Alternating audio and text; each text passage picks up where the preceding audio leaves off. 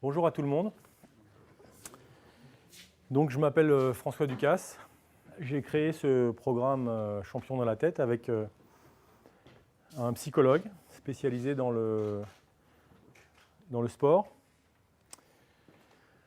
Donc, ce programme a 3 axes: préparation mentale, développement personnel et team building.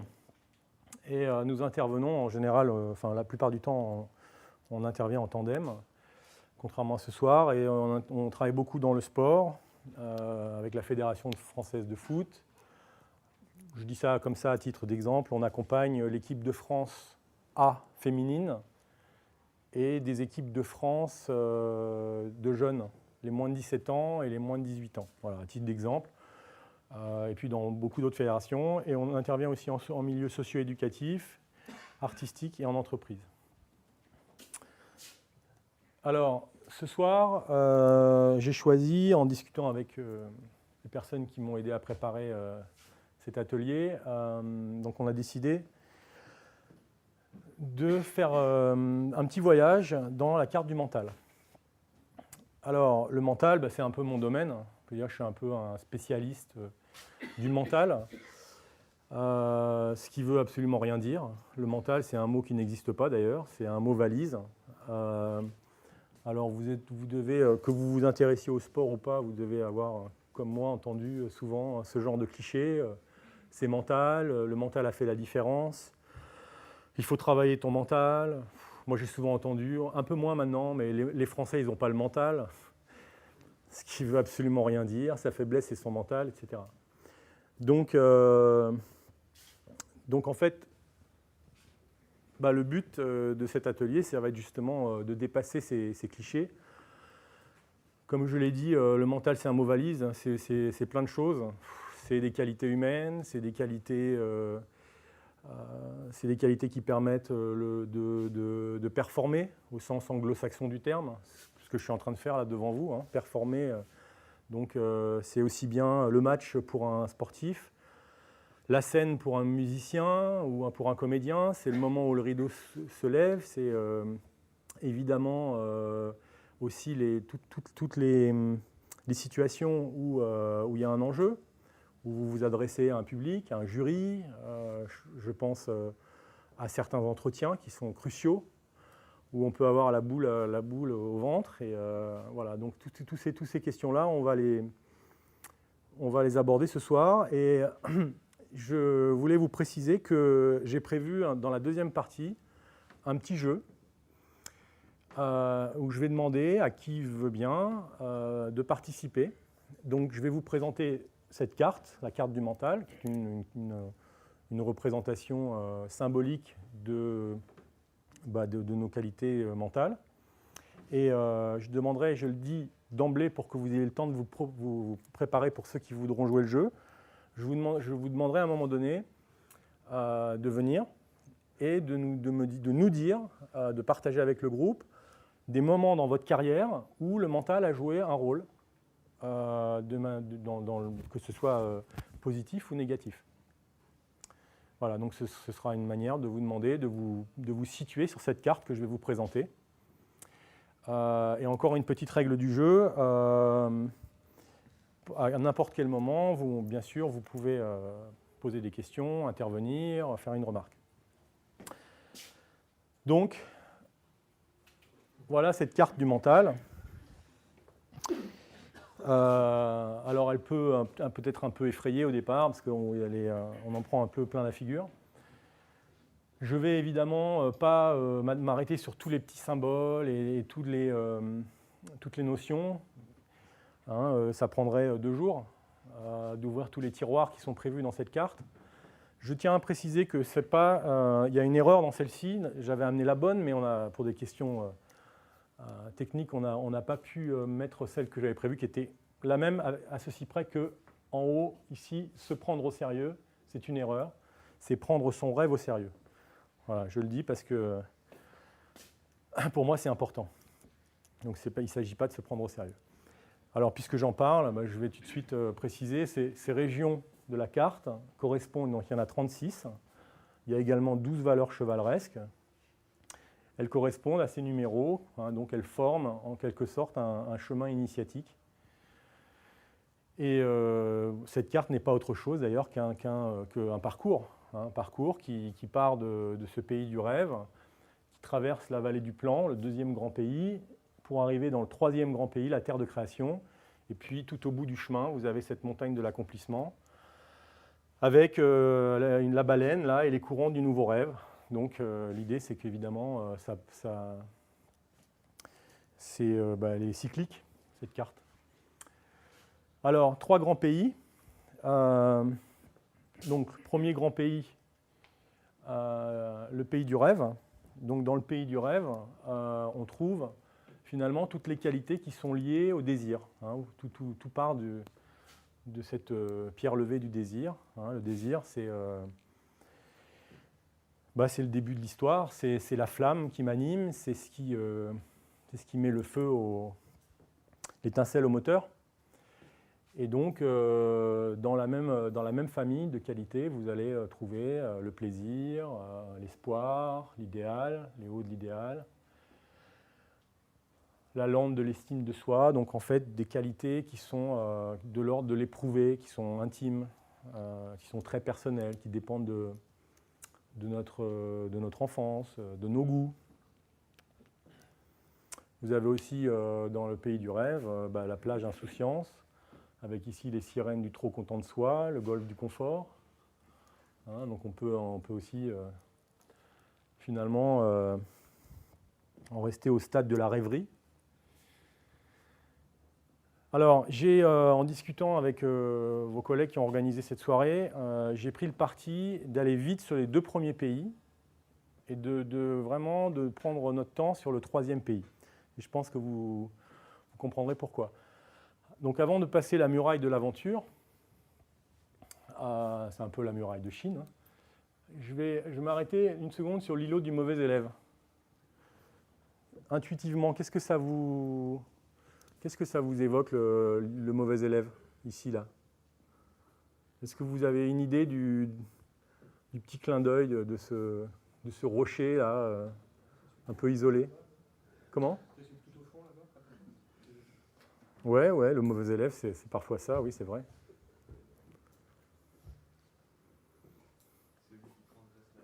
Exactement. Et alors, ça, quand vous dites ça, vous l'entendez d'une manière péjorative ou... D'accord. Donc, c'est complètement ça, le mauvais élève. D'ailleurs, ce n'est pas par hasard s'il est placé à cet endroit de la carte, hein, au moment où, finalement, on va se lancer dans la vie, on va se lancer dans son projet, on va essayer sinon de se prendre au sérieux, du moins de prendre son rêve au sérieux. Et alors, donc, si le mauvais élève est placé à cet endroit-là, ce n'est pas complètement par hasard. Donc, vous dites que c'est celui qui transgresse les lois. C'est ce que vous avez dit? La loi. Donc, c'est effectivement celui qui parfois sait dire non, c'est celui qui parfois... donnez-moi des exemples de mauvais élèves, puisque vous me dites c'est celui qui transgresse la loi, c'est celui qui s'autorise à sortir de la norme, qui parfois, par ses intuitions, va pouvoir inventer ouvrir de nouvelles voies. Est-ce que dans vos métiers, vous avez une idée des exemples de mauvais élèves qui ont finalement été salutaires? J'imagine qu'il y en a énormément dans le monde des sciences. Vous pouvez me donner quelques exemples? Einstein. Alors, en quoi était-il mauvais élève? Il paraît qu'il n'était pas très bon à l'école. Ah, bon, d'accord, donc ça c'est le mauvais élève. Mais est-ce que plus tard, quand il était savant, est-ce qu'il avait un côté mauvais élève? Il a tiré la langue. En fait, ce que je cherche à... Voilà, celui qui sort du cadre, c'est aussi celui qui est créatif. Un Hein, par opposition, si on devait dire 2 mots sur le bon élève, c'est celui qui passe son temps à réciter sa leçon, qui fait ce qu'on attend de lui. Bon, enfin, on y reviendra peut-être à l'idée du mauvais élève. Ouais, je ne connais pas. C'est lui qui a inventé les fractales. D'accord. Et en quoi il a eu un comportement mauvais élève? Il a fait chez tous ses collègues jusqu'à ce que l'histoire montre qu'il pouvait commencer à avoir raison. Voilà. Contre tous. Contre tous. Voilà, donc ça, c'est un peu ça l'idée. Vous vouliez dire quelque chose? Oui? Oui, ça peut être celui qui dit non à Voilà, une certaine forme de compromission, c'est ça. ou un certain endormissement. Mhm. Exactement. Voilà, tout à fait. Tout à fait. Donc s'il est placé là, bon, il aurait pu être placé ailleurs, hein, l'îlot du mauvais élève, c'est peut-être pas complètement par hasard. C'est aussi parce que parfois quand on veut se lancer dans un projet, surtout si ce projet peut paraître un peu fou, faut avoir un côté mauvais élève pour ne pas trop écouter nos proches qui ne sont pas toujours là pour nous encourager, qui sont parfois là pour nous montrer plus ce qu'on a à perdre que ce qu'on a à gagner. Hein, donc le mauvais élève, pour moi, c'est aussi celui qui sait ne pas avoir peur de la peur des autres. On va maintenant avancer dans le deuxième pays. Donc le rêve va se transformer dans un plan d'action, dans un projet.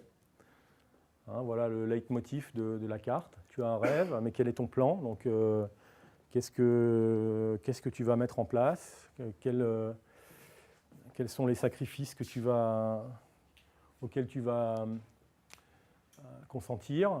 Alors, est-ce que, d'après vous, je vous laisse intuitivement deviner quelles sont les qualités maîtresses là, qu'on va trouver dans cette vallée du plan, dans cette vallée qu'on aurait pu appeler la vallée du projet?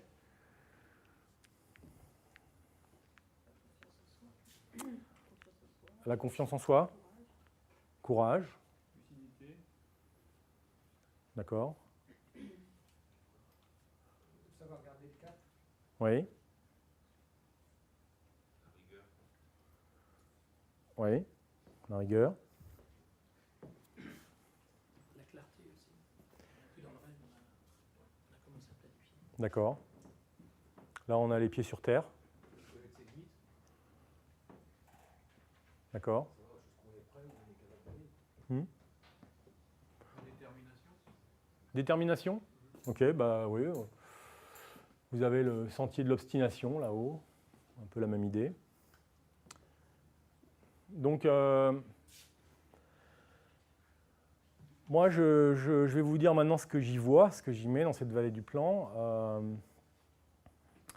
Donc, c'est la vallée du travail, c'est la vallée de la recherche.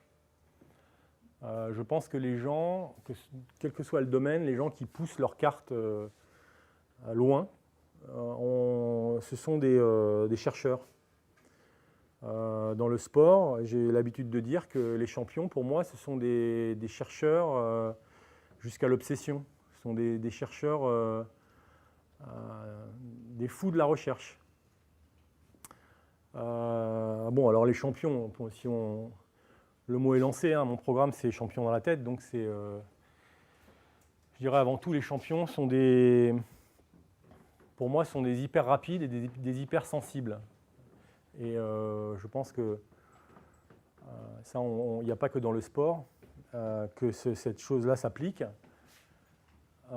Et ce sont des chercheurs. Alors, chercher quoi? Chercher déjà le bon plan. Hein, on va parler tout à l'heure de l'acte de performance. Mais avant de parler de l'acte de performance, il est question d'être performant dans son auto-analyse, performant dans la fixation de ses objectifs, donc dans le plan. Moi qui travaille beaucoup dans le sport, voilà des questions que je pose, des questions aussi bêtes, aussi basiques que est-ce que tu as un plan? Eh ben, 9 fois sur 10, la réponse est non. C'est-à-dire qu'on fait les choses un peu à l'instinct dans le sport. Hein. On navigue un peu au jour le jour, on est facilement influençable. On a vu un champion s'entraîner d'une telle manière, on veut le copier. Et puis on subit un peu les événements. Donc ça, tout ce que je viens de décrire là, c'est un peu cette forêt-là, voilà, dans laquelle beaucoup de jeunes espoirs se perdent. Hein. Et c'est pour ça que vous avez la grande pierre du projet au milieu, avec la clairière des mots. C'est l'idée de verbaliser voilà, ce que je sais bien faire, les choses qu'il faut que j'améliore, verbaliser mon plan. Hein, finalement, mon métier, ça se résume beaucoup à ça, à ce travail de verbalisation. Et puis tout à l'heure, vous avez dit des mots. Alors, dans les mots que vous avez dit, il y avait des grands mots, ce que j'appelle des grands mots, rigueur, discipline. Hein, bien sûr, quand je parle de la vallée du plan, je ne fais pas autre chose que de parler de discipline. Sauf que c'est un mot qui n'est pas tellement à la mode, qui évoque un peu le côté militaire, enfermement. Donc, voilà, finalement, moi, je parle de discipline sans la nommer. Et tout ça, pour moi, ce sont des grands mots qu'il faut ouvrir. Il faut ouvrir le ventre de ces grands mots-là pour rendre les choses plus préhensibles. Hein, quand vous parlez avec des jeunes athlètes, c'est souvent mon problème, c'est le stress, mon problème, c'est la confiance. Mon problème, c'est la rigueur. J'ai entendu le mot rigueur. Bon, pour moi, ça veut pas dire grand-chose, tout ça. Donc, dans cette vallée du plan, il va y avoir aussi cette recherche sur les mots et sur... voilà, quand on travaille, par exemple, avec des entraîneurs sportifs, il y a un énorme travail à faire sur les mots. Alors, qu'est-ce que je pourrais ajouter à cette vallée du plan? C'est la vallée de l'exigence personnelle. Vous avez le fleuve exigence ici, hein, le champ des progrès. Vous avez une autre forêt, la forêt des druides. Donc les druides, c'est des gens comme moi, c'est des entraîneurs, c'est des gens qui transmettent. Alors voilà, peut-être pour sortir de cette forêt-là, on a besoin d'un druide, hein, à ne pas confondre avec gourou. Vous avez l'épée de l'intensité, voilà encore une qualité qui me semble un peu une étape incontournable sur la carte, qu'on va retrouver chez les gens qui vont avoir de beaux parcours. Est-ce que vous avez une question sur la vallée du plan? Donc discipline, travail, acquisition des connaissances, des techniques, l'idée de faire d'avoir un plan. Dans le plan, par exemple, quand j'essaye d'aider de jeunes qui veulent s'améliorer, qui sont dans une quête d'excellence, comme ça, les questions que je pose, par exemple, pour aider à faire le plan, c'est « Quel est ton démon ?» Voilà une manière de rendre les choses plus préhensibles que on va travailler ton mental, ou ton problème, c'est la rigueur. On a tous des démons. On a tous des talons d'Achille, des problèmes qui reviennent. Alors certains arrivent à les faire, à gagner la bataille contre leurs démons. Alors les démons habituels dans le monde du sport, c'est quoi? C'est le démon du regard des autres, c'est le démon du manque de discipline, c'est le démon... je sais pas, vous avez des idées, vous? Des démons que vous avez vaincus dans votre carrière? Je ne sais pas si ça rentre dans le cas des démons, mais il y a quelque chose il y a une question qui est du domaine de la connaissance de soi, pour le plan, c'est de voir ses faiblesses, ses forces. Et est-ce que là, il n'y a pas de danger de s'auto-limiter, de mettre des barrières? Si, bien sûr. Qui arrivent à ce niveau-là, quoi. Alors comment on l'appellerait ce démon? Vous voyez, pour moi, le travail il commence déjà là. Quand j'ai réussi à nommer le démon, déjà, il y a une partie du travail qui a été faite. Comment? Ouais, le démon des limites, ou le démon de ne pas s'autoriser à réussir. Il y a un peu cette idée-là aussi. Hein, on a tellement entendu dans notre enfance, t'es nul, t'y arriveras pas, à toujours... montrer que les voisins sont mieux que nous, on peut avoir effectivement ce démon, avoir toutes les qualités, puis on ne s'autorise pas à occuper la place de celui qui réussit.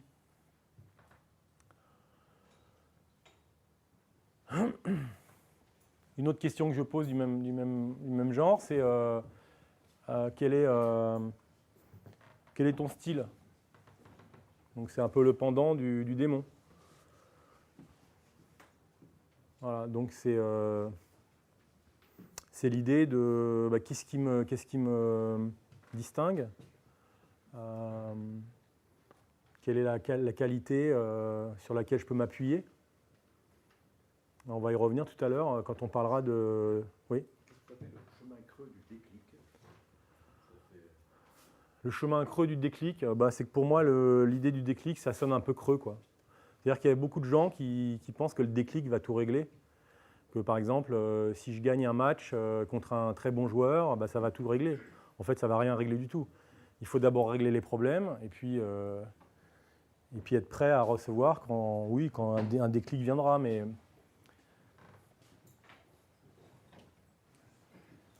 est-ce que c'est pas difficile de définir un style quand on est très jeune? Enfin, Si. il fait pas mal de jeunes. Très difficile. En pleine évolution, donc ça n'a pas forcément... Ils en ont certainement, mais c'est difficile. C'est difficile. Alors au fil des années, je me suis un petit peu amélioré sur ce sujet. Il y a quelques années, l'idée c'était de se donner un nom d'animal ou un nom de scène. Ce que je fais souvent, ça marche assez bien, c'est le jeu qui consiste à trouver son acronyme. Donc un acronyme, vous savez ce que c'est un mot qui est composé de lettres et qui devient un mot comme tous les mots, comme FBI, c'est un acronyme. Donc l'idée c'est de se définir en quelques lettres, comme ça. Donc chaque lettre pouvant être une force, une couleur, un animal, une valeur. Voilà, donc ça, les jeunes sont assez friands de cet exercice. Alors j'avais dit que je ne resterais pas trop de temps sur... Voilà, donc ça résume un petit peu. Ça résume un petit peu tout ce que je viens de dire. Donc, sur le sens de la recherche. J'ajouterai quand même une petite chose sur la vallée du Plan avant de basculer de l'autre côté. C'est que, je ne sais pas si vous serez d'accord avec moi, mais à force de chercher de manière obsédante pendant des années, certains hommes ou certaines femmes finissent par entrer dans ce que j'appelle le monde de l'invisible. C'est-à-dire qu'on finit par voir des choses qui sont pas visibles au commun des mortels, ou par entendre des sons qui ne sont pas audibles au commun des mortels. Vous avez ça dans tout.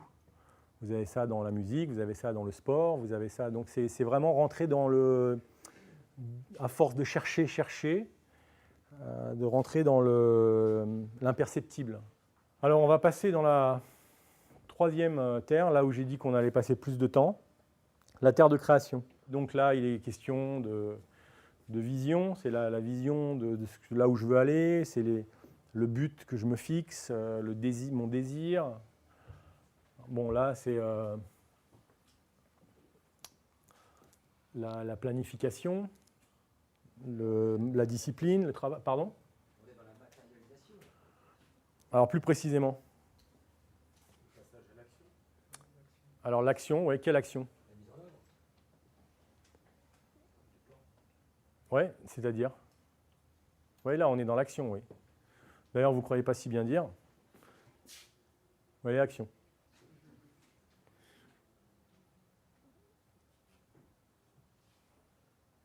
Donc, c'est quoi l'action ?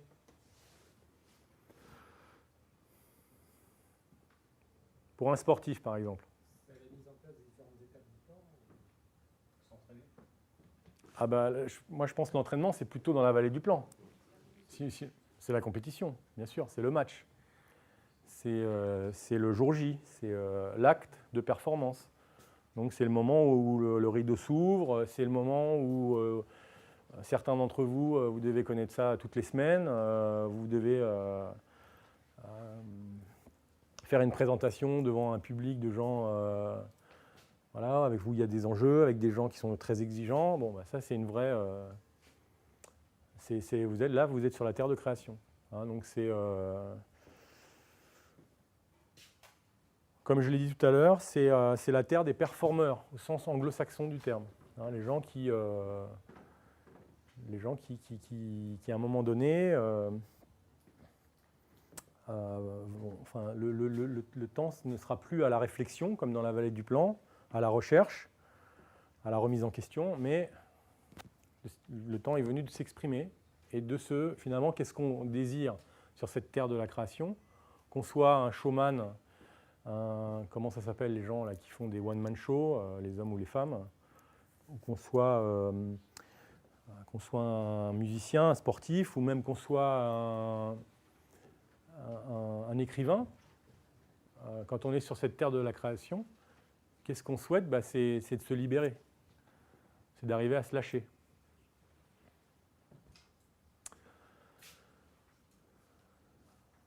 Donc les qualités reines sur la terre de création pour arriver à se libérer, pour arriver à s'exprimer, pour arriver à, comme disent les Américains, à être dans le flow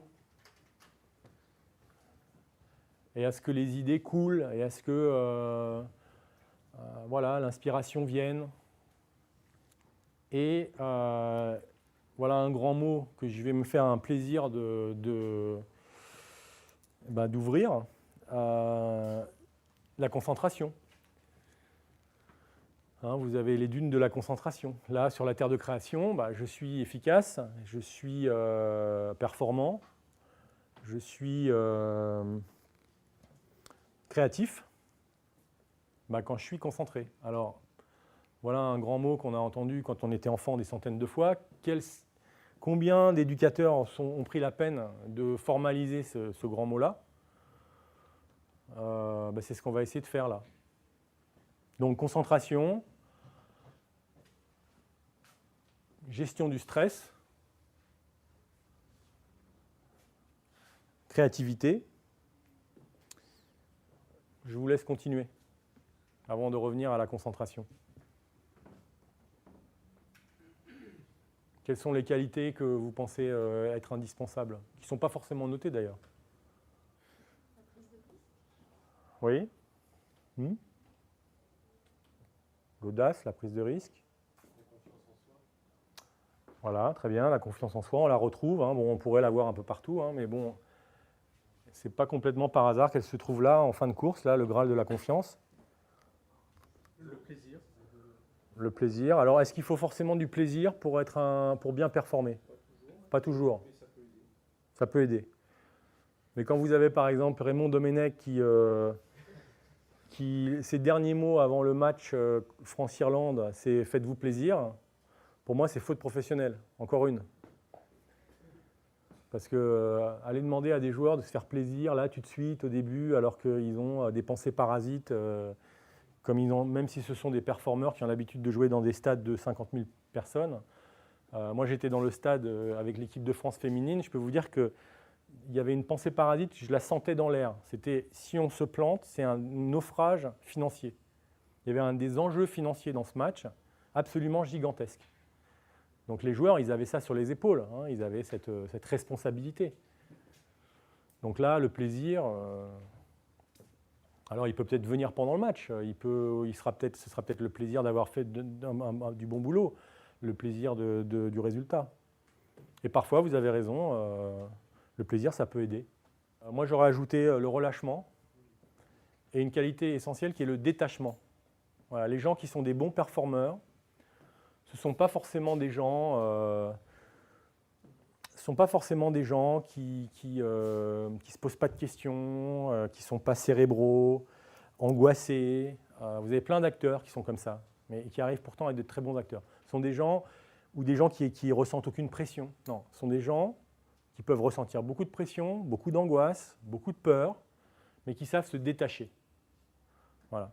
Et qui savent faire le switch entre cette partie, ce moi en nous qui calcule, qui réfléchit un peu trop dans cette terre de création, c'est plus le moment de trop réfléchir, qui se pose des questions, qui a ces fameuses pensées parasites, qui commencent souvent par il faut que je gagne, il faut que je réussisse. Et si se passe ceci, voilà. Donc le switch entre notre côté penseur, moi j'appelle ça notre côté maître, le maître en nous, hein, qui est oppressant, qui est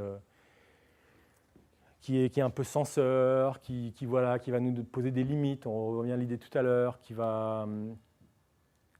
se fait des films aussi, hein, par exemple, un performeur, s'il commence à se demander voilà, mais je crois que dans la salle, il y en a plein qui ne m'aiment pas, alors qu'en fait, j'en sais absolument rien. Peut-être s'il dort, c'est parce qu'il est fatigué, qu'il n'a pas dormi depuis 2 jours.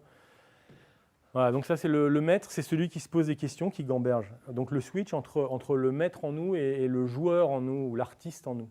Hein, moi, je ne sais pas si vous êtes confortable avec cette idée, que chacun d'entre nous, on est habité par plusieurs acteurs internes. Bon, moi, je les appelle le maître et l'artiste. Voilà. Et le bon performeur, ce n'est pas celui qui n'a pas un maître lourd, qui angoissé, qui réfléchit beaucoup. Ce sont ceux qui vont être capables de se détacher de lui et de faire le switch pour aller vers, finalement, donc l'artiste en vous ou le joueur en vous, qui est votre partie plus instinctive, plus animale. Hein, je ne sais pas si vous êtes confortable aussi avec cette idée de l'animalité, mais bon, ça c'est quelque chose que les comédiens, les chanteurs lyriques connaissent bien. Hein. Avoir accès à sa voix, c'est avoir accès à son animalité, ça passe par le corps. À votre avis, quels sont les métiers où on maîtrise le mieux ce détachement et le switch entre la partie cérébrale et la partie plus légère, plus spontanée, plus naturelle, plus créative? Le théâtre? Je ne vois pas qui a répondu. Ah, excusez-moi. Vous pensez qu'il y a des switches au théâtre? À quel moment, par exemple? Alors, quand on entre sur scène. Exactement. Alors moi, je pensais à d'autres comédiens, c'est les acteurs de cinéma. Parce que alors, eux, le switch, ça peut être 50 fois en 1 heure. Hein, on réfléchit, on coupe un cheveu en 4, ça n'allait pas parce que... et puis à un moment donné, le passage du maître à l'artiste se fait vraiment d'un claquement de doigts avec les bons acteurs, évidemment.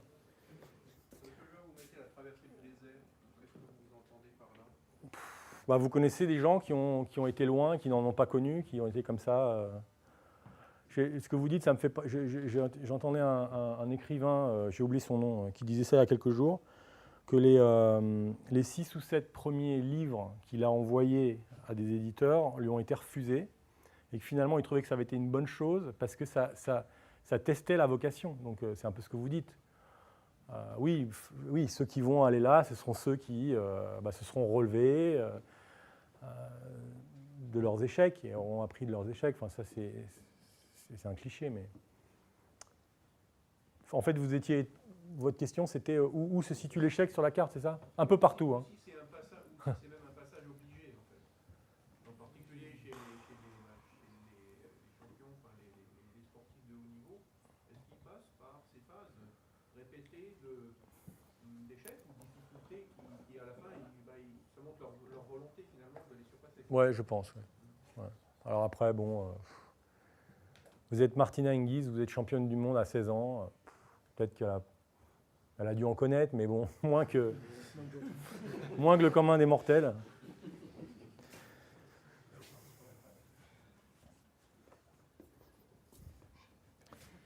Dans la phase précédente, vous disiez prendre son rêve au sérieux, donc ce qui met une pression, c'est le côté maître. Côté artiste, est-ce que ça veut dire qu'on est capable d'autodérision, d'humour, de détachement, mais au sens effectivement de ne pas prendre son projet au sérieux, son rêve au sérieux, ou bien ça c'est juste une technique pour obtenir ce détachement? Alors, vous avez employé un mot, technique. Alors, on parle aussi dans mon métier, on parle souvent d'outils de développement personnel, d'outils de préparation mentale. Moi, des années, j'ai eu beaucoup de mal avec le mot outil. Finalement, je m'y suis fait. Là, je vais sortir d'ailleurs un livre qui va s'appeler « La boîte à outils de l'entraîneur et du performeur », Donc vous voyez que je l'ai adopté. Alors des outils, moi j'en connais qu'un. Vous avez certainement moyen de gagner en détachement, en capacité de s'exprimer, d'être dans le moment, être concentré. C'est ça, je suis dans le moment parce que justement je ne pense pas aux conséquences de ma prestation, où je n'ai pas comme pensée parasite, ah bah tiens, la dernière fois que je suis allé à l'école des mines, ça ne s'est pas très bien passé, là je suis dans le passé ou dans le futur.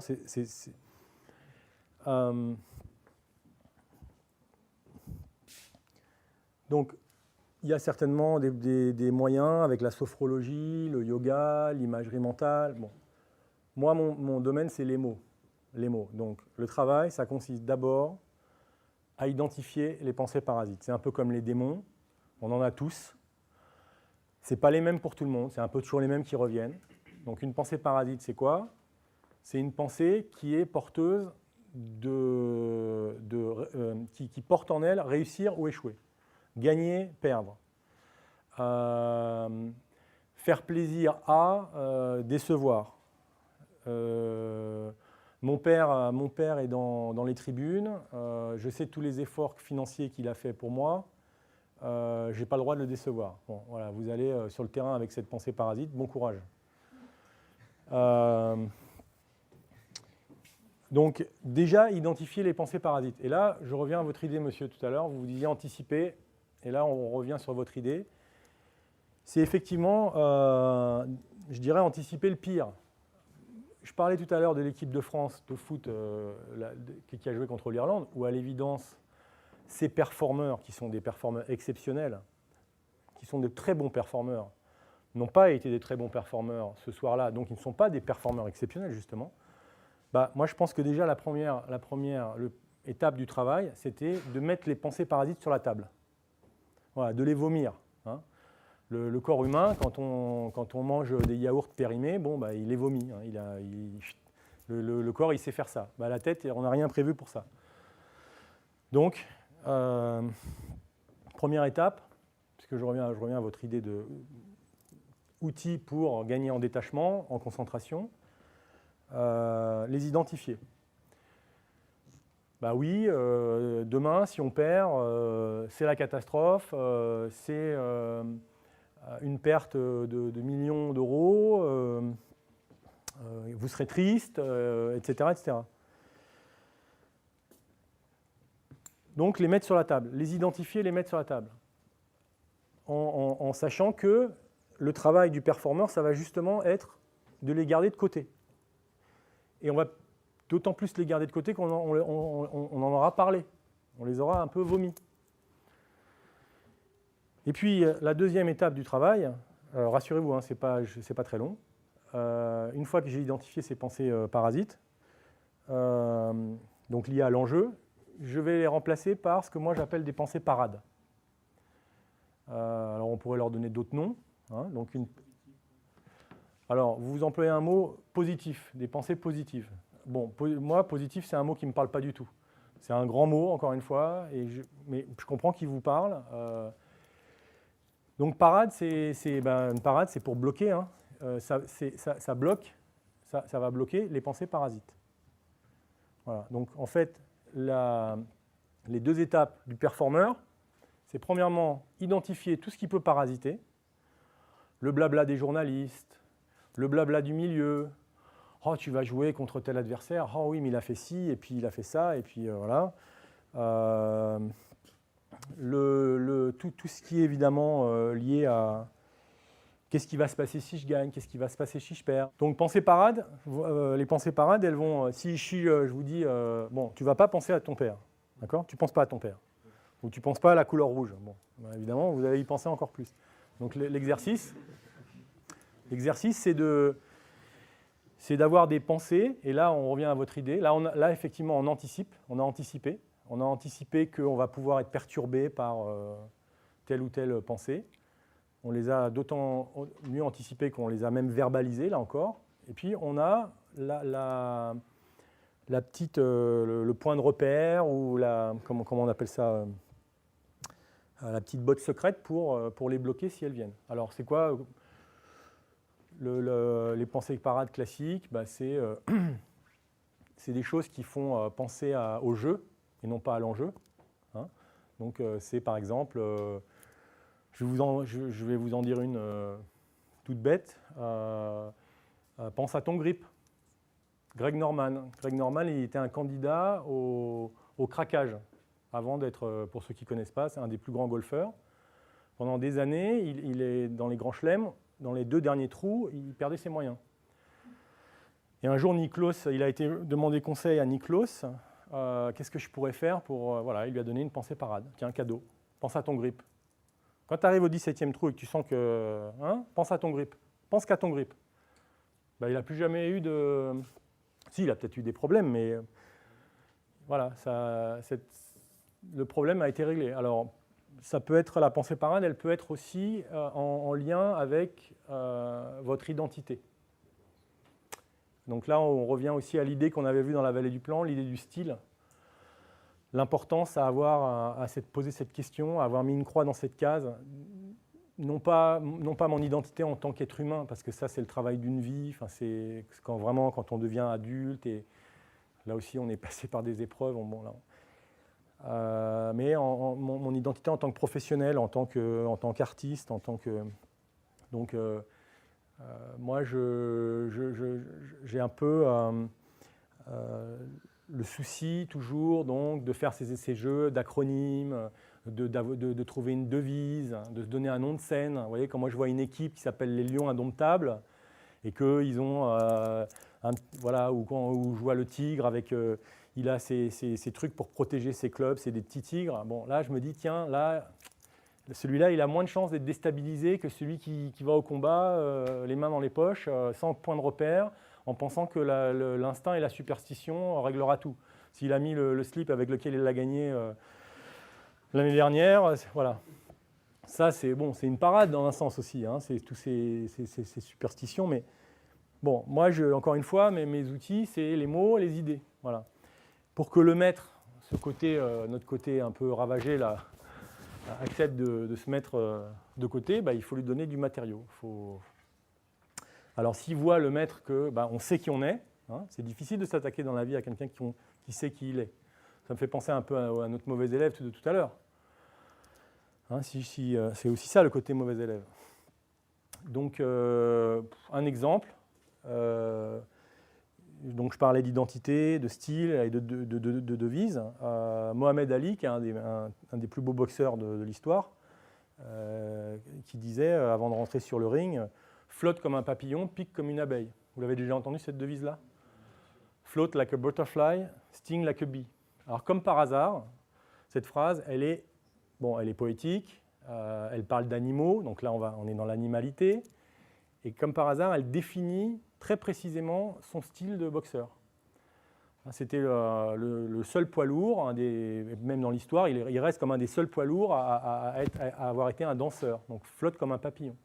Et en même temps, ce qui le caractérisait, c'était l'alliance de 2 qualités qui normalement ne vont pas trop ensemble, c'est-à-dire la souplesse, le côté danseur, et l'explosivité, pique comme l'abeille. Donc voilà quelqu'un qui avait finalement une pensée parade, une parade assez efficace pour aller au combat.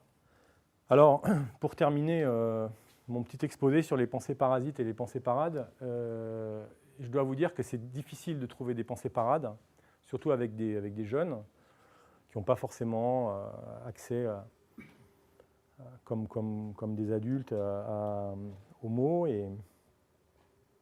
Donc, moi, ce que je fais, c'est que, en fait, je propose de faire une checklist des petites choses qui dépendent de moi.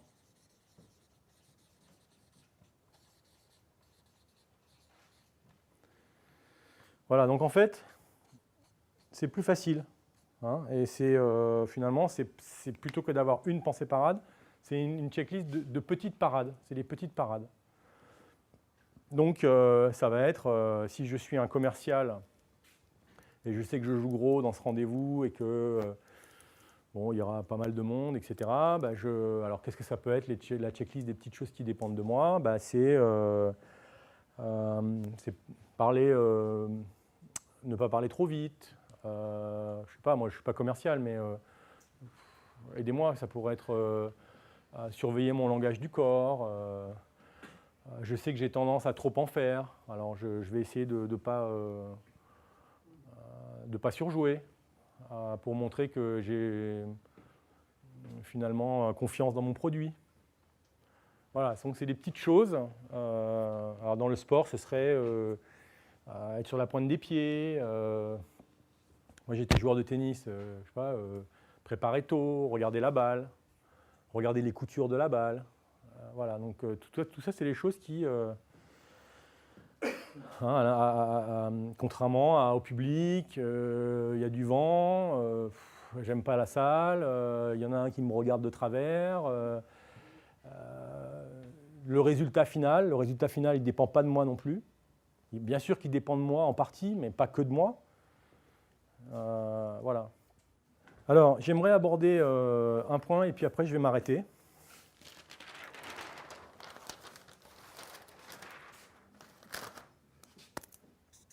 Un point qui est très important sur cette terre de la création. Donc, en fait, ça, c'est ce que j'appelle les étapes d'une performance régulière et de la confiance en soi. Alors, si on a parlé des grands mots, je vous ai dit que moi j'étais un peu allergique aux grands mots. Bah, s'il en est un, alors vraiment celui-là c'est le champion. Hein.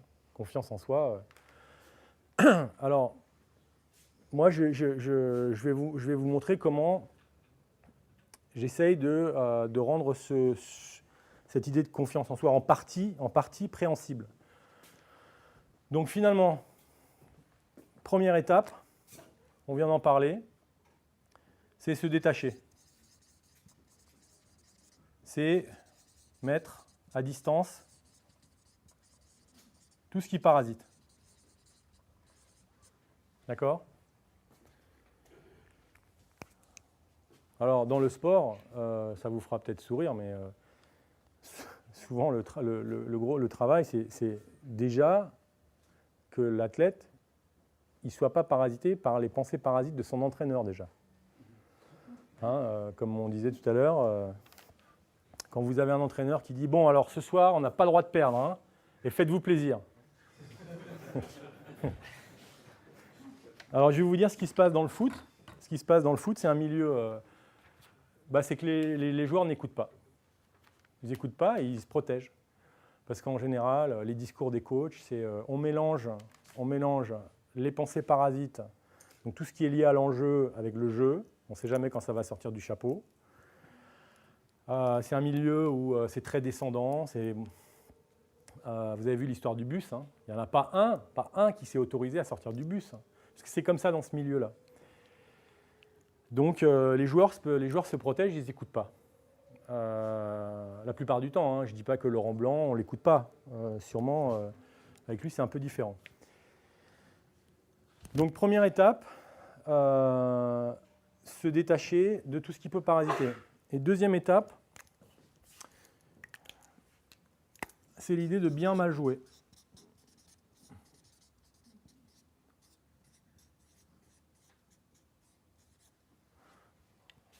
Bien mal jouer. Alors, qu'est-ce que ça veut dire ça? Ça veut dire que, alors ici, se détacher, se mettre à distance, hein, avec ou non, à l'aide de sa pensée parade.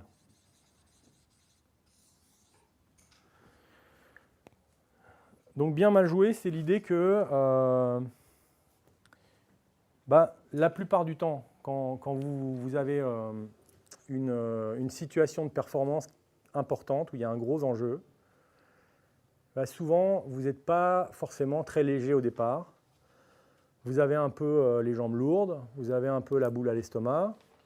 Il y a les pensées parasites qui rôdent. Peut-être un démon aussi qui n'est pas trop loin. Hein. Par exemple, je sais pas, le démon de trop en faire, par exemple.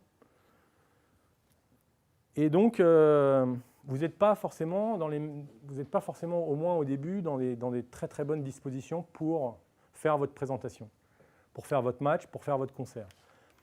Donc, un des repères essentiels, c'est de savoir bien mal jouer, au moins au début.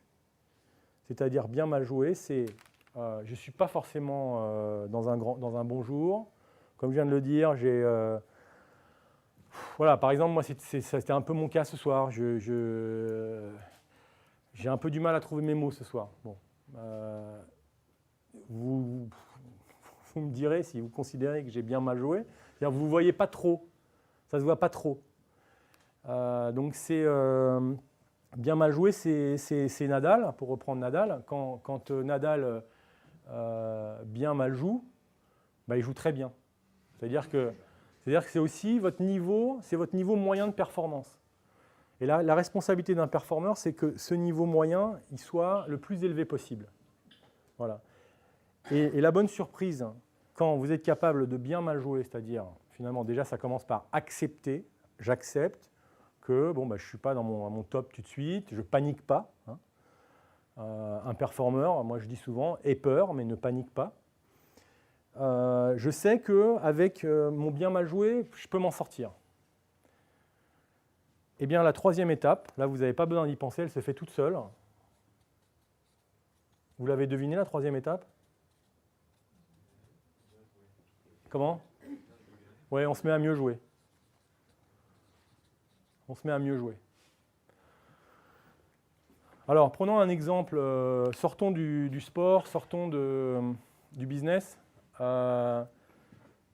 Peut-être à certains d'entre vous, ça vous est arrivé, ou ça arrivera à vos enfants ou à vos amis. Vous êtes un acteur troisième couteau, deuxième couteau, vous vous lancez un peu dans la profession. Ce que vous disiez, monsieur, bon, des hauts et des bas, hein, on a mangé des spaghettis pendant des années, on entend souvent les acteurs dire ça. Et puis vous avez un jour, vous avez un casting. Et puis le metteur en scène, c'est Jacques Julliard. C'est un type que vous admirez, c'est un des meilleurs metteurs en scène français. J'aurais pu dire évidemment n'importe qui. Costa Gavras, enfin qui on veut, un grand metteur en scène. Et là, il vous demande de faire une impro, il vous demande de lire un texte, de réciter un texte. Alors là, les pensées parasites. Hein, vous les voyez arriver, non? Ce sera quoi les pensées parasites? Hein? Alors, ça, je ne vais pas y arriver. Ça peut être une pensée parasite.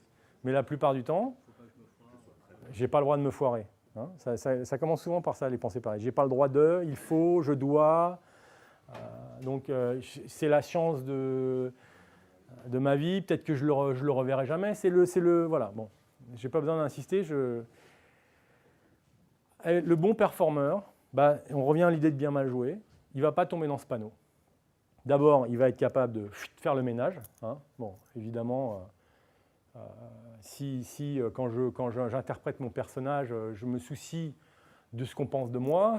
Je suis moi-même dans le jugement de ce que je fais. Bon, bah, tout ça, c'est parasite. Hein. Donc, je mets ça de côté. Le regard des autres. Hein. C'est Steven Spielberg qui disait ce que j'admire chez les comédiens, c'est qu'ils n'ont pas peur d'être ridicules. Voilà, donc ça fait un peu partie du parcours du performeur et du comédien. Donc, je mets de côté. Et deuxièmement, surtout, je ne vais pas essayer de l'épater. Je ne vais pas essayer de trop bien jouer. Et je vais me dire, et c'est là où j'en viens à la confiance, je vais me dire, avec mes qualités de base, avec mes qualités moyennes, je peux réussir. Voilà, retenez bien cette idée, elle est très intéressante. Je pense que ça qualifie bien les meilleurs performeurs. Ce sont des gens qui sont capables de se dire, avec mon moyen, avec mon niveau moyen, je peux enlever la donne. Je peux y arriver, je peux réussir. Et ce que ces gens reçoivent comme comme bénéfice, une fois avoir fait ce cheminement, c'est que là, eux, ils vont aller vers le mieux. Alors, quel est le chemin inverse? Le chemin inverse, c'est, j'ai dû le dire 3-4 fois, je vais trop en faire. Je vais trop en faire, je me dis, il faut absolument que je donne mon meilleur tout de suite. Il faut que je sois à mon meilleur. Il faut que je sois à mon meilleur. Je prends comme référence mon meilleur niveau.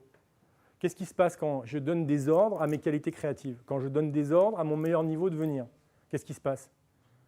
Et il ne vient pas, ça bloque, ça bloque. Voilà, donc il y a un cheminement.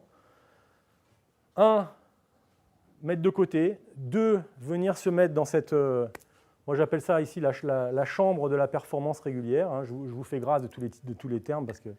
Voilà, alors c'est entre bien mal joué et bien joué.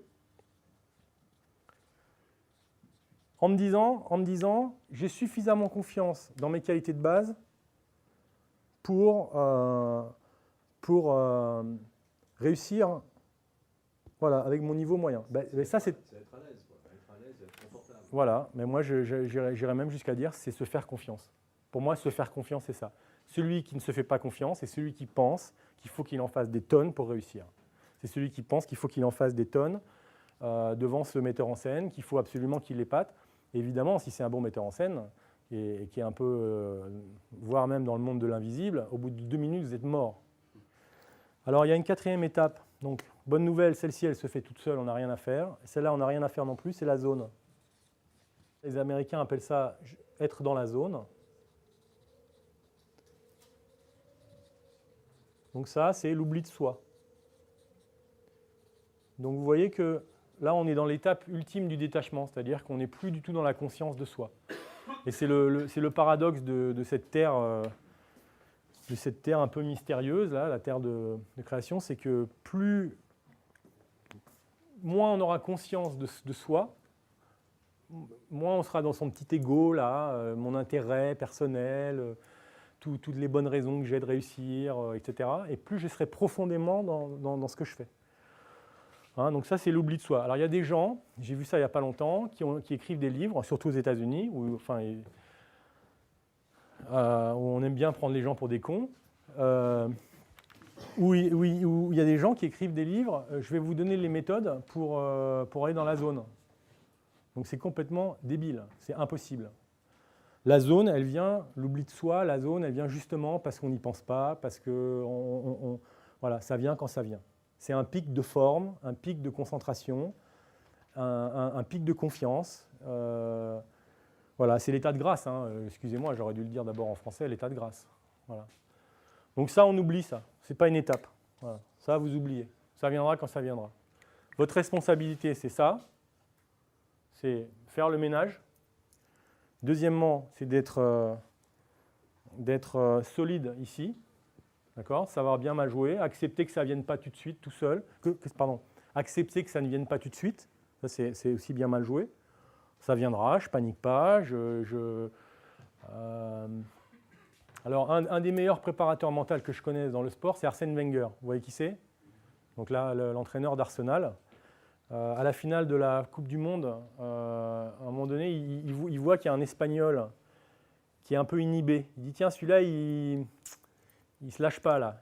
Et il dit, plus l'événement est grand, plus il faut se concentrer sur les petites choses. Vous voyez, moi, je ne dis pas autre chose hein, avec ma checklist des petites choses qui dépendent de moi. Pardon, lui, il a dit des choses simples. Mais c'est la même idée. C'est la même idée. Puis après, ça vient. Voilà, donc c'est l'idée de bien mal jouer. C'est pas du tout l'idée c'est pas du tout l'idée de voir à la baisse à ce que vous avez dit. Je crois que c'est vous, monsieur, qui parliez de prise de risque ou non ? Non, en tout cas, c'est dans ce coin-là. Il ne s'agit pas de ne pas prendre de risque, il ne s'agit pas de ne pas être audacieux, il ne s'agit pas de pas. Si on a un style, on a du panache, il faut. Voilà, mais savoir bien gérer la forme moyenne et pour en sortir d'abord quelque chose de correct. Et de là, voilà, ce sera la bonne plateforme pour ensuite recevoir. Hein, si je vous dis, tiens, s'il vous plaît, là, c'est un ordre, vous allez me faire le plus beau dessin possible, là, car vous êtes dessinateur, voilà, faites-moi un beau dessin tout de suite, là. Voilà, ça ne marchera jamais. Oui. Excusez-moi, et qu'est-ce qui se passe quand la place des idées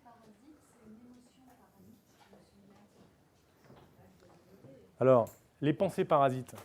Les pensées parasites, c'est précisément la conséquence des pensées parasites, c'est que je vais être submergé par l'émotion, je vais pas avoir peur, mais je vais même paniquer, et je vais connaître l'ennemi public numéro 1 du performeur, c'est le doute.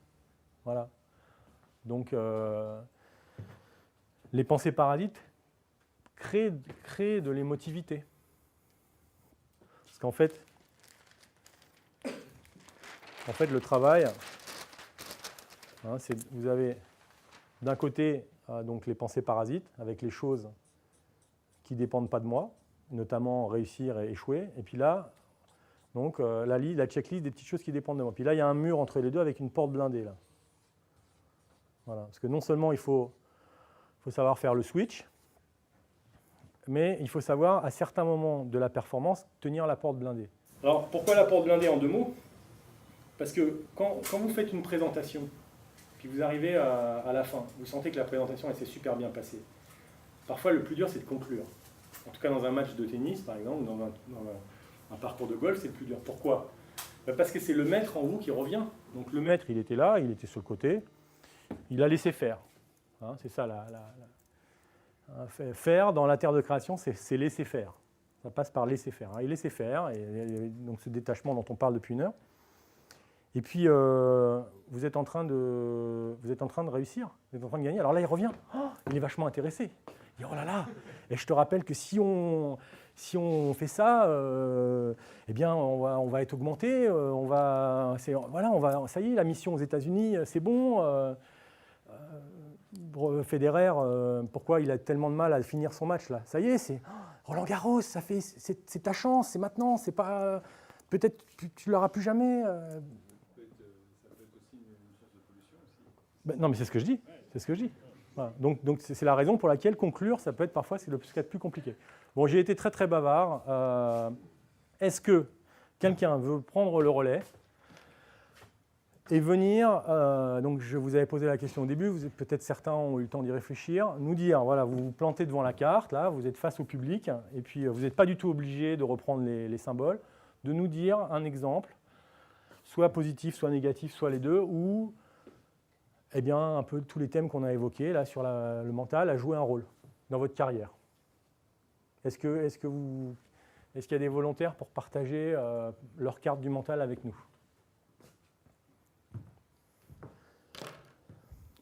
C'est à vous la vedette maintenant. On va voir si vous êtes des bons performeurs. Allez, on va faire comme avec la checklist, là, des petites choses. Un petit exemple. Un démon que vous avez corrigé. Allez, venez. Bon, moi, je travaille chez Renault et j'avais un exposé à faire et j'ai l'opportunité de faire ça. Donc, l'exposé à Patrick Pellata, qui est donc très haut placé dans l'entreprise par rapport à moi. Et j'étais vraiment extrêmement impressionnée parce qu'il y avait plein de directeurs. Enfin, pour moi, c'était une occasion que je n'avais jamais vue. Donc, je me suis dit, ça y est, c'est la chance de ma vie. Si jamais je fais quelque chose de très bien, ça va être bien. Par contre, si c'est nul, ils vont dire, bon, bah, c'est bon, elle est nulle, on la met dans un placard, etc. Donc là, je me suis fait vraiment tout un tas de films. Et quelque chose qui est venu aussi, qui n'a pas arrangé la situation, c'est que la veille au soir, on me téléphone et on me dit en fait, il y a un Coréen qui vient et il faut que tu fasses ta présentation en anglais. Alors, j'avais tout fait en français, les slides étaient en français et comme ça, la veille au soir, on me dit voilà, il faut que tu fasses ton truc en anglais. Alors du coup, la nuit, j'en ai pas dormi, donc c'était vraiment le stress maximum et je me suis dit mais comment je vais faire, sachant que quand je sais que j'ai peur, ben, je bafouille. Je dis n'importe quoi, et puis en plus en anglais, je trouve plus mes mots, je sais pas. Puis bon, ça faisait longtemps que j'avais pas parlé anglais, donc voilà. Et en fait, avant d'arriver donc dans la salle, je me suis dit bon, bah il y a un moyen pour t'en sortir, c'est que déjà, c'est l'image de la scène en fait. J'ai pensé aux acteurs qui montaient sur scène. Je me suis dit tu te fais un rideau et tu penses pas à qui est dans la salle, tu es dans ta scène et tu vois devant toi juste le rideau blanc. Et tu déroules donc ton exposé voilà, devant le rideau. Et donc, bon, j'avais travaillé un petit peu la partie en anglais, je m'étais fait un petit speech, tout ça. Et j'ai absolument pas regardé les gens qui avaient en face de moi. J'imaginais donc qu'il y avait un rideau blanc en face de moi. Et c'est comme ça que j'ai fait ma présentation, qui au final s'est très bien passée. Et puis en plus, comme c'était en anglais, pas mal de directeurs qui étaient là n'ont pas osé de poser de questions. Parce qu'eux aussi étaient un petit peu mal à l'aise. Donc du coup, c'est comme si tout le monde était d'accord. Et en fait, on en est sorti, tout le monde était très content. Bon voilà, c'était... Et la suite? Et la suite? Ça vous a valu une promotion ou non? Pas forcément une promotion, j'en sais rien. Après, j'ai changé de boulot. Mais, mais on m'a dit qu'effectivement, dans mon métier, c'était la première fois qu'on présentait un sujet comme ça, un sujet technique à Patrick Pellata, et que c'était considéré comme quelque chose d'exceptionnel. Et finalement, les gens m'ont tiré très bons souvenirs. Voilà. Merci beaucoup.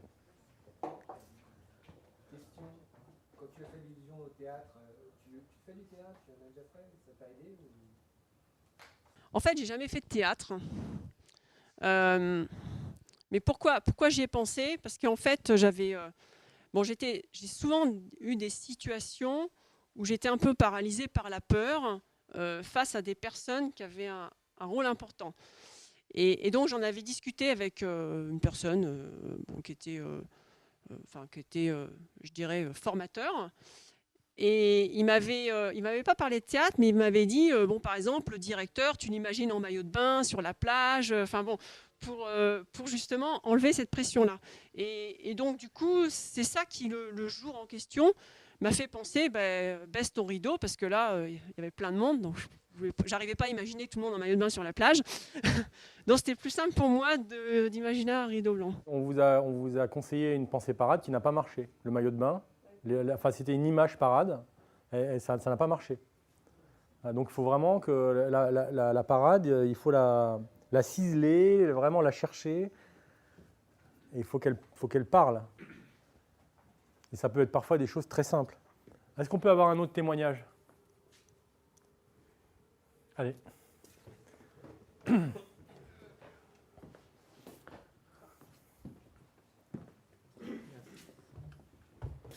Alors, c'est l'intervention de Jean-Michel qui me fait penser à quelque chose. Dans l'interaction, moi, je suis quelqu'un, vous le verrez pas, peu importe, mais je suis quelqu'un qui parle vite, qui parle souvent vite, notamment quand il pense, notamment quand il se sent jugé, ce qui est typiquement, dans ma situation de transition professionnelle, quelque chose qui arrive à peu près tous les jours.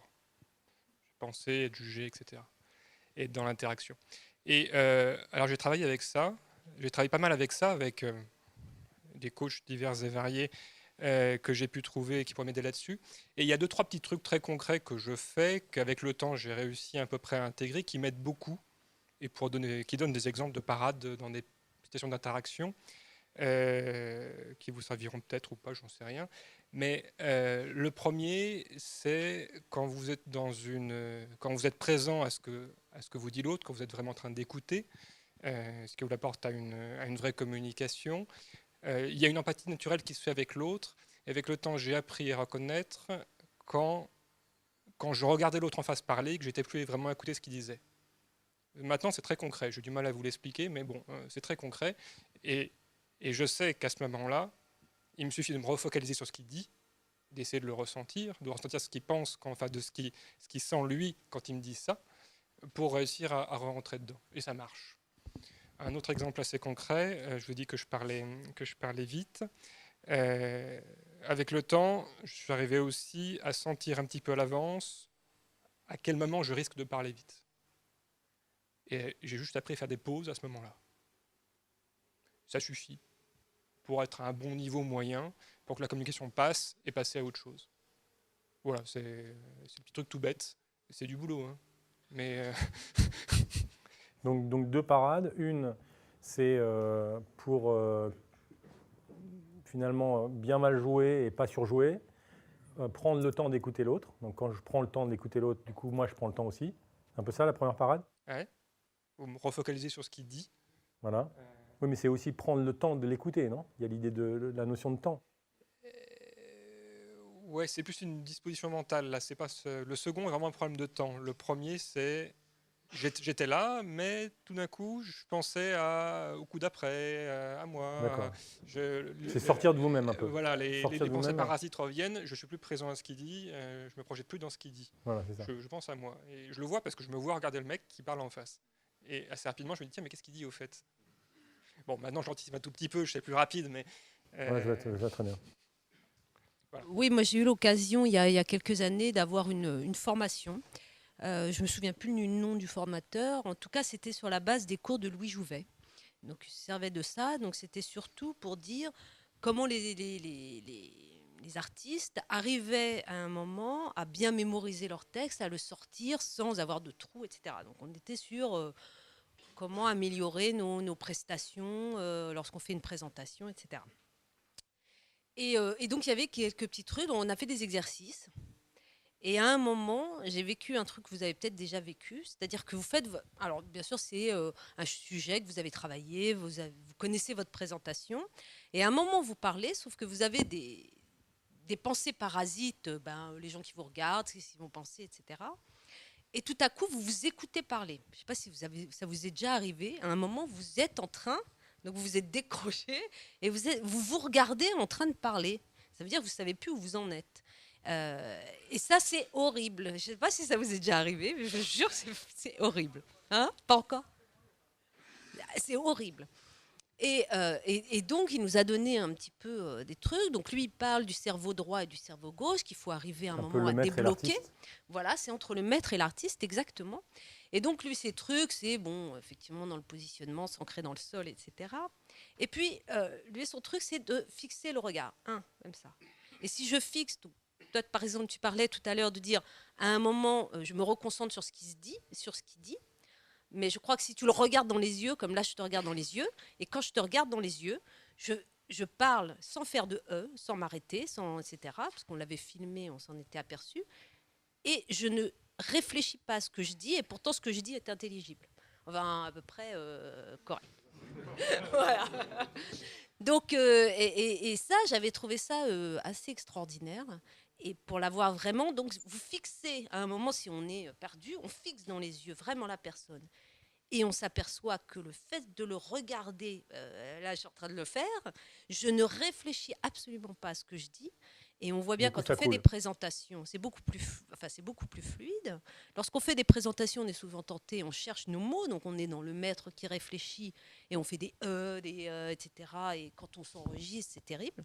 Et si je vous regarde dans les yeux, vous ne faites pas de parce que tout à coup, on passe sur l'autre partie du cerveau qui se débloque. Et c'est ce cerveau-là qui déroule votre présentation. Vous la connaissez, vous allez la performer très bien. Voilà, donc c'était cette expérience que je voulais Merci partager. Beaucoup.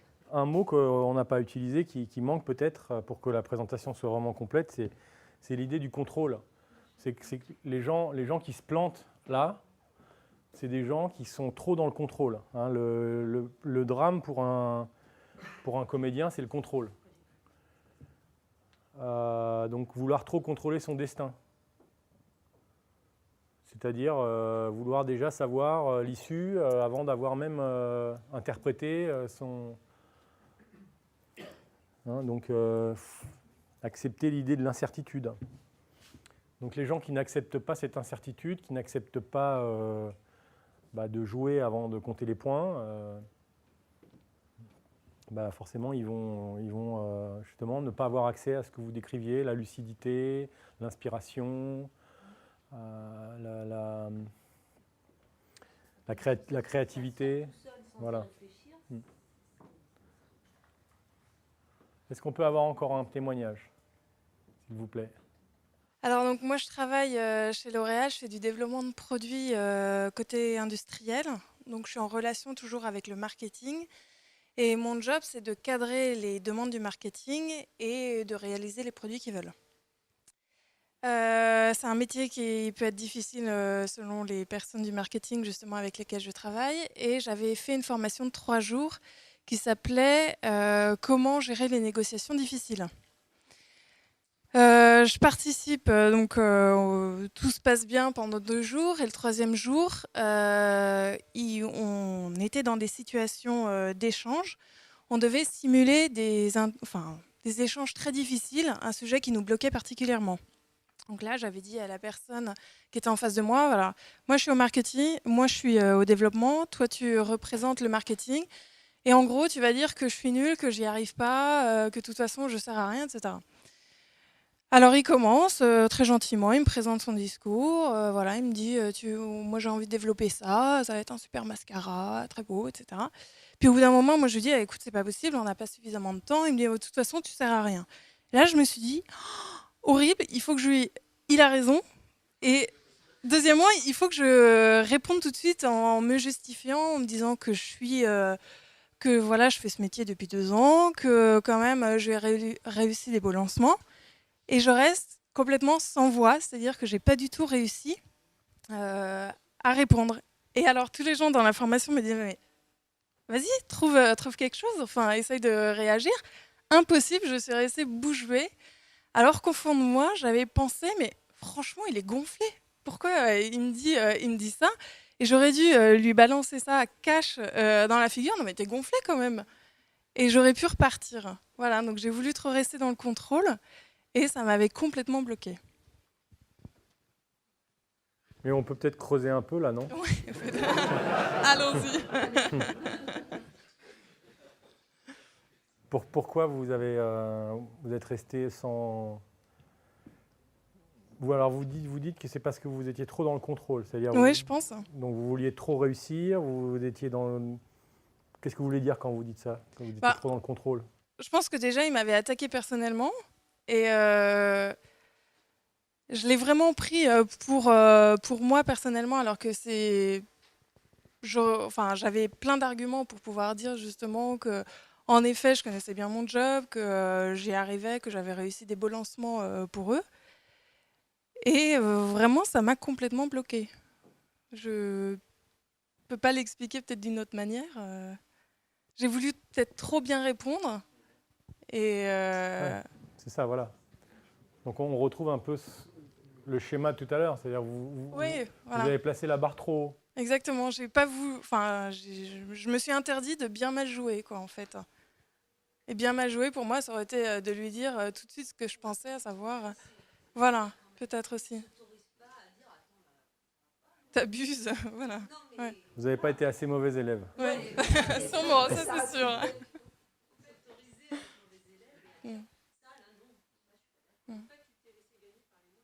Oui, aussi.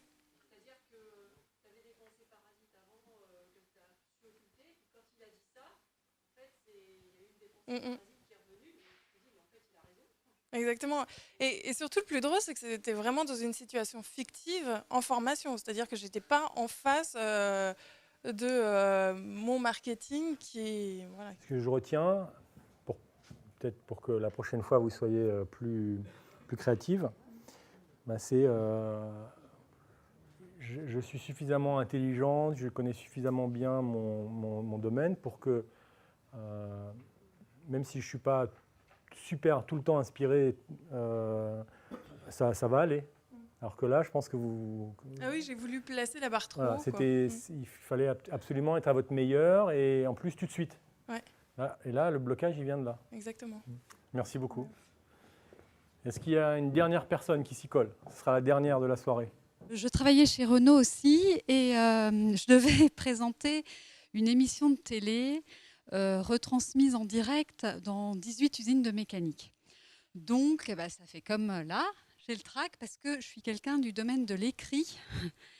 Et parler en public, c'est quelque chose qui me stresse. Donc là, je ne me suis pas préparée. Du coup, pouf, ça monte. Ça y est, c'est parti. Donc, en fait, ce qui s'est passé, c'est qu'on m'a informé de cette émission 3 mois avant la tenue de l'émission. Et je savais, pour des raisons biologiques, personnelles, que ce ne serait pas un bon jour pour moi, de toute façon. Donc, je vous laisse l'interpréter. Et c'était une grosse difficulté parce que j'ai une vraie difficulté sur ce problème-là. Du coup, je savais que ça allait être vraiment une performance qui m'était demandée, qui allait me coûter. Je me suis préparée. Mais ce qui s'est passé, c'est que avant le lancement de l'émission, pendant les 15-20 secondes qui précèdent le lancement de l'émission, il y a un compte à rebours. Et ce qui se passe, c'est que le metteur en scène vous demande de lancer l'émission, puisque c'était moi qui devais prendre la parole en premier et qui devais la lancer. Je devais en plus me déplacer dans les allées d'une usine. Enfin bon, c'était un peu compliqué. Il y avait des câbles qui passaient, donc je savais que j'allais à tout coup forcément me prendre les pieds dans le tapis, etc., etc. Toutes les pensées parasites, et puis bon, je ne peux pas me planter. 17 usines de mécanique qui me regardent, là, je peux pas être mauvaise. Et on a fait le pré-lancement. J'ai donc bafouillé, mon cœur s'est mis à très très fort battre. Et puis donc j'ai bafouillé évidemment et j'étais pas du tout à l'aise. Et puis on a arrêté ce pré-lancement et mon patron m'a dit « C'est bien Françoise, dans 10 ou 15 répétitions, je pense que tu seras bonne. » Donc j'ai ri. J'ai ri puisque je savais que j'avais pas 10 ou 15 répétitions pour me lancer. Et puis là, on m'a donné le top et là, je suis partie. Et là, je pense qu'en fait, il m'a donné cette autorisation du lâcher-prise. En fait, il a été un très bon coach. Et d'ailleurs, il m'avait dit aussi autre chose de très, très important, je pense, quelques minutes avant. Il m'avait dit, tu sais, c'est un exercice difficile, très difficile, mais ça marche beaucoup mieux si tu prends du plaisir à faire cet exercice-là. Donc, ça a été deux... Comment ? Non, il ne s'appelait pas Domenech, mais il est devenu le DRH du groupe Renault. Voilà. Voilà. Donc, c'était deux bons exemples de coaching, je pense, et de déverrouillage aussi. Parce que, de fait, sur la question du plaisir, moi, j'ai vraiment beaucoup repensé à ça. J'ai toujours eu beaucoup de mal à prendre la parole en public. Ce n'est pas mon truc. Et j'ai fini par me dire qu'en fait... si on commence à y prendre du plaisir, ça débloque plein de choses. Voilà. Donc là, ça contredit peut-être un petit peu ce que vous disiez sur le côté. Le plaisir n'est pas obligatoire, ou parfois il peut même être contre-performant, je ne sais pas. Mais parfois, il peut vraiment aider aussi. Oui, ça dépend des personnes. Pour vous, ça peut être parade, ça peut être un repère. Oui, peut-être. Ouais. Voilà. Merci beaucoup. Bon, je crois que le temps est... Alors, donc ça c'était le jeu qu'on vient de faire. Si j'ai amené des cartes ici, des en poster, si ça vous intéresse, pour vos enfants, pour vous, ou pour des amis. Voilà. Et puis cette carte, elle fait partie de ce livre que j'ai écrit il y a quelques années, voilà, qu'on trouve encore. Et puis si jamais vous voulez nous contacter, voilà notre adresse. Moi, j'ai eu beaucoup de plaisir à partager ce moment avec vous. Voilà, je vous remercie. Peut-être, je ne sais pas. Ouais. Simplement pour vous remercier parce que tout le monde a été passionné, ça s'est vu. Et puis, je pense que c'est utile à chacun dans sa vie personnelle comme professionnelle. Toute intervention, merci infiniment. Merci beaucoup de l'accueil. Merci.